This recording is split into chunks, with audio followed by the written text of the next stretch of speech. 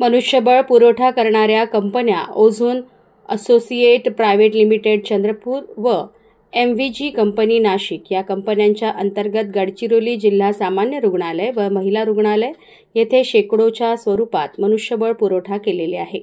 परंतु किमान वेतन कामगार कायद्याची पायमल्ली करून हुकुमशाही पद्धतीने कामगारांची सर्रास पिळवणूक सुरू असल्याने वंचित बहुजन आघाडीचे पूर्व विदर्भ समन्वयक बाळू टेंभुर्णे यांच्या नेतृत्वात शेकडोंच्या संख्येत असलेल्या कामगारांनी जिल्हा शल्य चिकित्सकांच्या कार्यालयावर धडक देऊन विविध मागण्यांचे निवेदन दिले।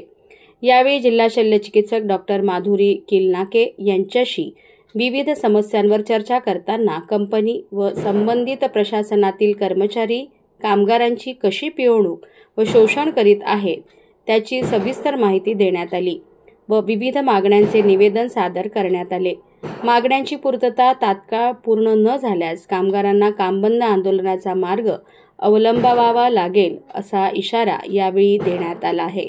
यावेळी वंचित बहुजन आघाडीचे पदाधिकारी व कामगार उपस्थित होते।